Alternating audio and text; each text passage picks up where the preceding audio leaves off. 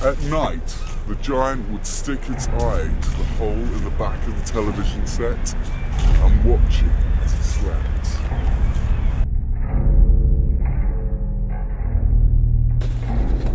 He was always going up against inanimate objects versus walls, etc. And he always won emotionally, though the inanimate objects won physically. After a fight with his wife, he'd often storm for some night, find some open microphone at some poetry night to wind poems into. It wasn't too long before he talked too much, said something stupid. He'd always smile at the people he recognised. He got a nighttime job flyering for musicians. The job was hatched outside of the back of a flyby van. It would stop outside of his house. His, we keep saying. Let's call him Morrison. Back of a flyby van that would stop outside of Morrison's house. Morrison's funny little house with the gables painted like the eyes of the giants. It's purple walls and yellow shingles. We'd smile if you saw it. Maybe well be cool.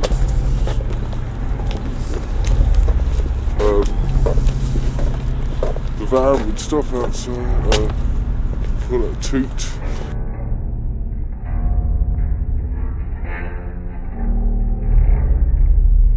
Toot and Morrison would come out if he was home, knock on the back of the van, and the van doors would swing wide, and there'd be Pike, like the fish, as Pike would tell you. And Pike would be chewing half-heartedly away at a cigarette. Pike sat in a wound-up, hunched, utterly awkward position, probably on the wheel well of the van, for what Morrison could guess by his vantage point. And Pike would just be about invisible in the universe of cardboard boxes and tools that choked the van's back.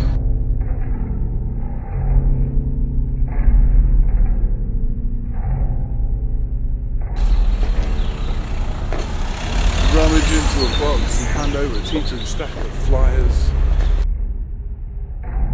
And Morrison would manage to snug the flyers between one hand and his hairless chin. Morrison would feel the glossiness of the top flyer at the tip of his chin, and he'd smell the freshness of the minting of the flyers. The flyers were always for raves and warehouses where pillheads would go and eat pills and dance the music all night, or watch the lights all night, or simply nod their heads to the beats all night, or probably all three of those things.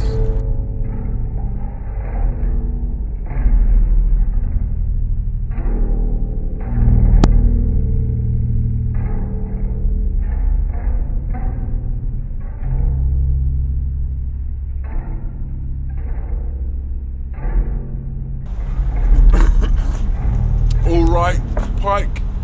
Morrison would ask. Yes, sir, Pike would respond.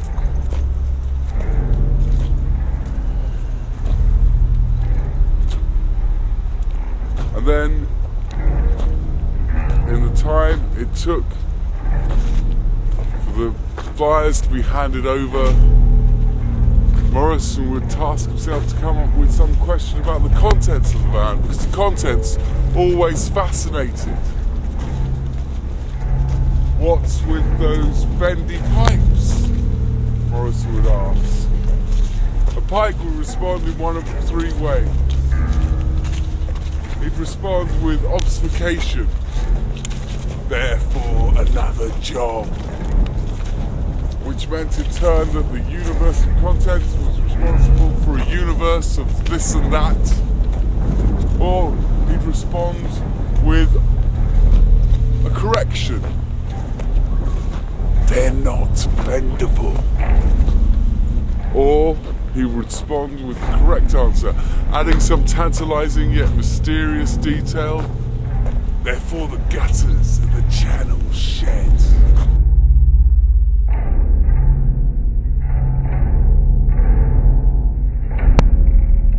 And Pike would give the same instruction, always the same instruction. Dole them out between midnight and 6 in the morning, right? And then the van doors would swing shut and the van would drive away.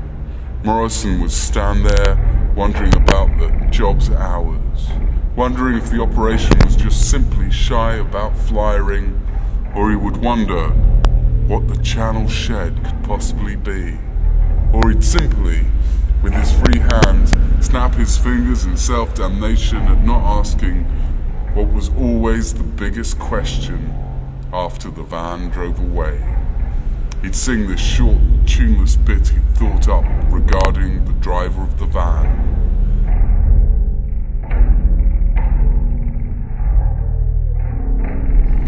Who is he that drives that van? Is he a he, even a man? And does he drive by a coda, kicking at a can?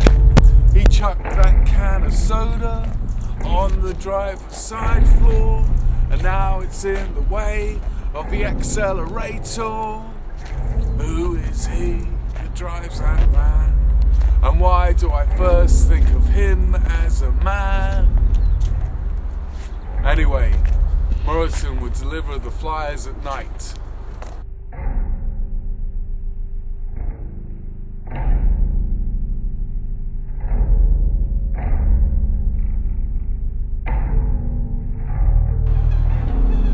He remembered capturing another van in the countryside with him and his friends, and then he couldn't remember where he captured it.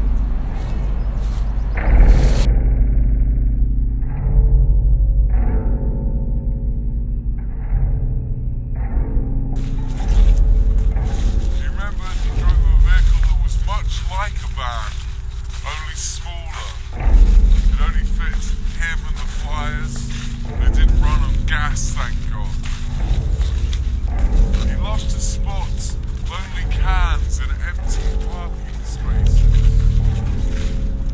He loved the radio to waver between stations, first belting out the stations, then followed by little indices of static.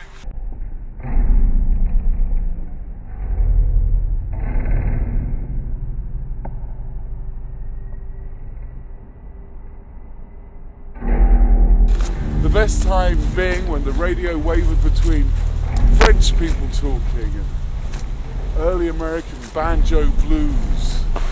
He erected a tent in the garden to avoid the giant sticking its eye to the television set at night and keeping an eye on Paul Morrison. But he was reluctant to sleep in the tent because it wasn't a good night's sleep. Then neither was the midnight flyering gig. And creeping he'd go,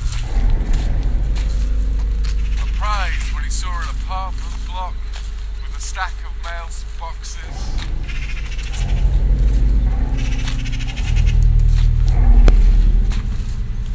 And off he'd go, a pen in his hand, a star in his eye, his heart chugging, his mother far away. Every decent door had a letterbox.